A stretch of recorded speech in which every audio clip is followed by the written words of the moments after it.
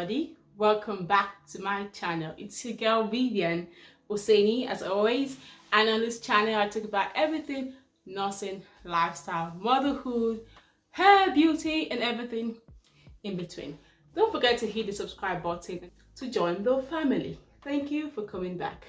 Today we're going to be talking about everything moving house, renting an apartment in the UK. So when you tell the agent you are willing and want to rent these apartments, you fill the application form and send it off to them. And if you're lucky to be chosen, if it is the case where the landlord chooses who he wants, which to me is really unfair because it brings in the place of discrimination where the landlord begins to choose who he wants to come to the apartment. But what I say is, well, it's the landlord's house. He chooses what he wants. That's their business. Whatever is mine is going to come to me, okay? But other agents are very fair. Once you see the house first time and you're interested and you're able to pay the deposit fee, the house goes off the market. Those are the kind of letting agents that I call fair. But those who have to wait for everybody to view the house and then let the landlord choose, I think they have a whole lot of discrimination going on in their choosing process, which is very, very unfair and unkind. So when you choose this house and you've made your application, ideally you are going to be asked to bring forth your ID, your proof of address or letters from your employer that you lived in a previous apartment, and you'll be subjected to a credit check, which is just to see that you're not owing monies or you're not indebted and that you're able to pay the rent. If you have children, they will ask you the number of children you have, your children ages and their names. So just be willing to give them all those information. An independent body undergoes this referencing, and this referencing is going to be sent to somebody who you have to name in your application as a reference, which I would advise should be somebody who you have contact with, who you can also inform about what you are doing so they can give you a reference, probably a sister or a senior manager.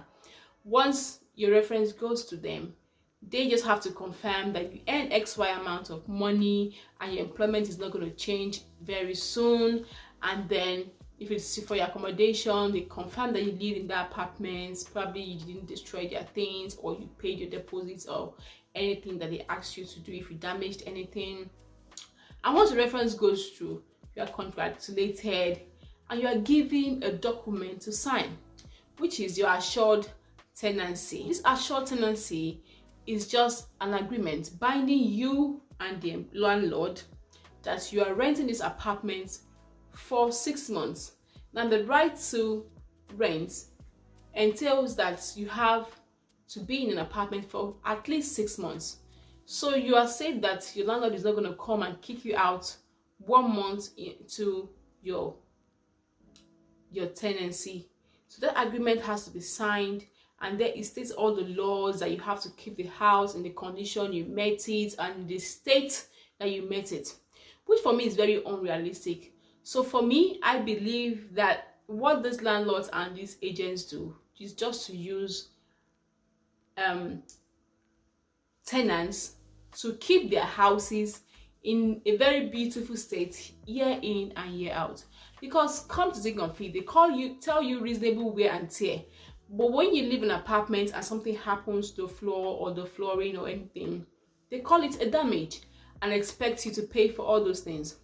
So if you live in a house for 6 months, when you're living by the end of the 6 months or a year, because you have to renew this tenancy every 6 months. So if the landlord is tired of you by the end of the 6 months, he asks you to leave. But if he's happy, he renews your tenancy agreement for up to a year. And if after a year you still want to stay in, your rents most likely will increase according to everything in the UK that increase.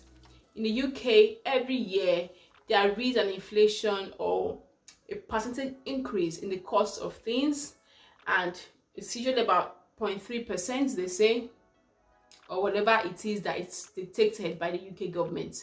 So if you stay for 6 months, a year, by the end of the year, it's expected that your rent is going to go up by some fraction amount, depending on the amount of your rent, at least 3%. This percent is usually set by the UK government. Okay, so when you have signed this tenancy agreement, in the tenancy agreement, you are told that you should keep the house in the state you made it before you left, and that you should not tamper with any fixtures or anything that the landlord has placed in the house. If you want to do anything in the house, you have to get the permission of the landlord, okay, through the agent who is letting the apartment to you. Having done this, my advice is this: how do you know the state you found the house when you got into there? You just have to keep records. When I first went into my first apartment, I didn't do this, and it really gave me a tough time. Usually you are expected to pay a deposit, which is usually about 5 weeks rent. So if you're living in a house that is about £1,000, so they divide the amount of that rent in weeks, and then you pay up to 5 weeks worth of rent. And when you're renting in the UK, you are paying your rent in advance, so you're never owing your landlord, even by the time you're leaving the house, if you understand what I mean. Before you enter the house, you have paid the rent for the month preceding the month you're going in, and then you're paying a deposit. So for instance, this 3-bedroom house I live in is about £850, and I paid about 1,000 deposits, paid the same amount, equal amount in deposits, and I also paid a month's rent advance. So don't be surprised when you're renting a house. You're not just renting and paying for the month you're living in. You are paying ahead of time, so that by the time you're leaving the apartment, you're not owing your landlord any rentage, if you understand what I mean. So that deposit you pay is supposed to be like a guardian for the landlord in case you destroy anything or anything goes wrong. They take those monies. Before now, you were expected to pay management fee, registration fee, check-in fee, inventory fee, and the likes. But then the UK government has stepped in and taken away that power from the agents, such that you're not expected to pay any money for anything when you're renting an apartment. All you just have to pay for is your rent and your deposit.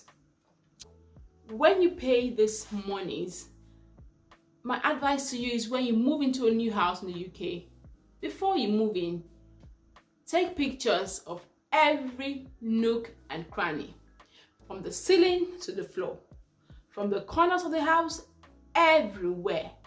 Take pictures and keep them, so you know the state in which those things were. If it's a furnished apartment, then take pictures of the state of the furniture. In the kitchens, take pictures of the washing machine, take pictures of the fridges, take pictures of the dishwashers, everything. Every scratch you see there, take pictures of it and take note of it.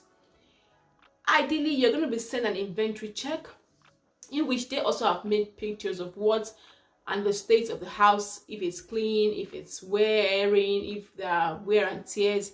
So just take note of everything. I tell you, take note of everything, because if you not take note of everything, by the time you're leaving the house and there is a wear in the house, if you had not taken note of it by the time you went into the apartment, the agent will ask you to repair it, even if you did not cause it. So my advice to you is to take pictures of everything. And when you're giving the inventory check and you see anything that does not look like what you saw, immediately revert back to them saying, this is not the way this state is. This is the way I met it. Send pictures to prove what you're saying, and that solves the problem.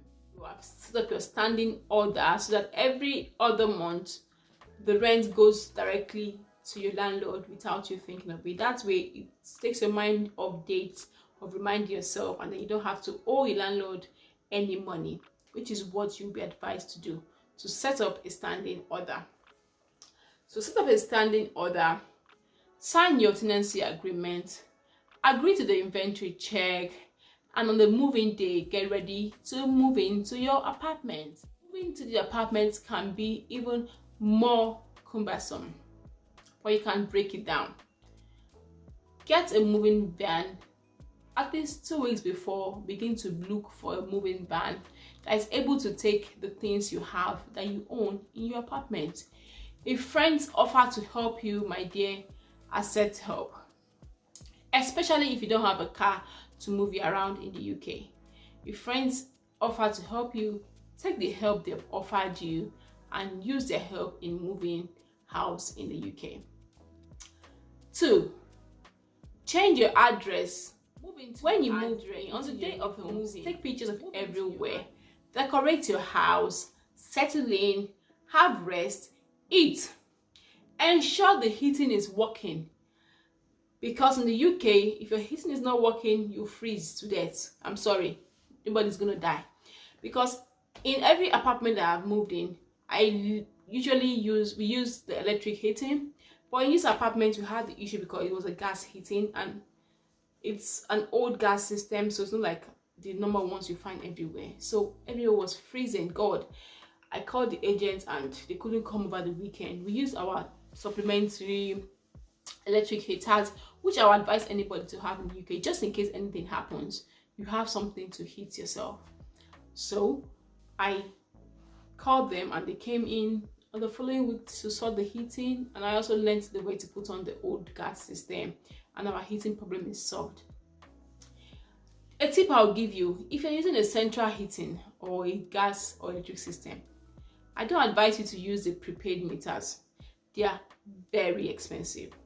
So if you can, look for an apartment that does not have a prepaid meter but that has a regular meter. That way you can pay your energy bills by direct debits, which is safe cost for you, and you don't have to pay exorbitant amount for your energy bills. I beg you, in the name of God, look for a house that does not have prepaid meters. Take houses with normal meters and pay your bills by direct debit. Settle in, change your address in your place of work, change your address with your bank, change your address on any online platform where you do your online shopping, like Asda, eBay and everything. Change your address with DVLA. Change your address, inform your water billing corporation and change your address with them and inform them of your moving. Inform your telecommunication provider of your new address. Inform your TV subscriptions of your new address. Inform your broadband provider of your new address. As a matter of fact, you have to inform everybody of your new address, else you will still have posts going to your old address, and then you begin to lose information and you begin to get cut off of the services that you render. When you leave your old address, take electricity, water meter reading. That way you don't have to pay more when you leave the apartment, because it's assumed you're still there. If you're placed on an estimated bill, if you do not inform these providers, they continue billing you and you pay more, or you are even paying double because you pay where you are and you are still incurring debts in your old apartment. The same thing with DVLA. By law, you're expected to change your address with DVLA, or you face up to £1,000 fine. If you have a driving license, inform DVLA and change your address on your driving license and on your registration or your registered car that you've changed and you've moved address.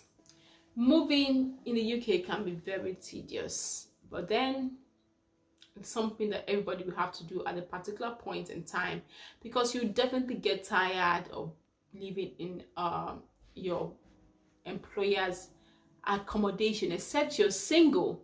If you're single, then the employer's accommodation, to me, I think is the best accommodation for anybody. But as a family person or somebody who has a family or a spouse or with children, your employer's accommodation is not the best place, and you will get frustrated and you just have to leave at some point. So when you want to move, plan your moving, give yourself time, get a moving vehicle weeks ahead. Else, if you keep it to a week time, you may not get anybody to move your things. And once you've moved, return back your keys to your employer. And when you move, you could either hire a carpet cleaner, or you employ a professional carpet cleaner to clean the apartment, or you employ professional cleaners to clean the apartment in and out and pay them, and then you give the keys back to your employer, and then your deposit is refunded. If you did not leave the apartment in the state in which you were given first time when you entered the apartment, you will lose your deposits or some of your deposits. So my advice is to clean the apartment in and out from the roof to the bottom, or employ professional cleaners to do the cleaning for you. You have to clean every nook and cranny, behind beds, clean your oven without any oil, clean the extractors, clean the fridge, clean everywhere, clean the walls. Don't leave the walls dirty. And if you can, get a paint and touch up the walls where you need to touch them up. If you have anything that is damaged, do well to replace them. If you've lost the key, replace them.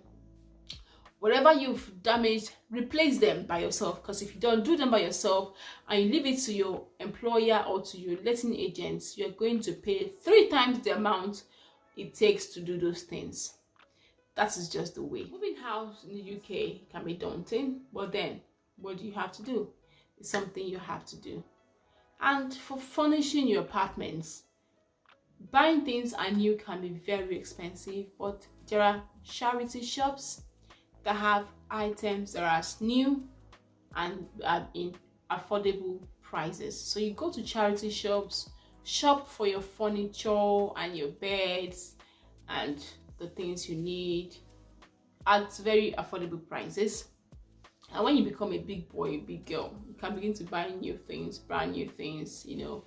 So that is just it.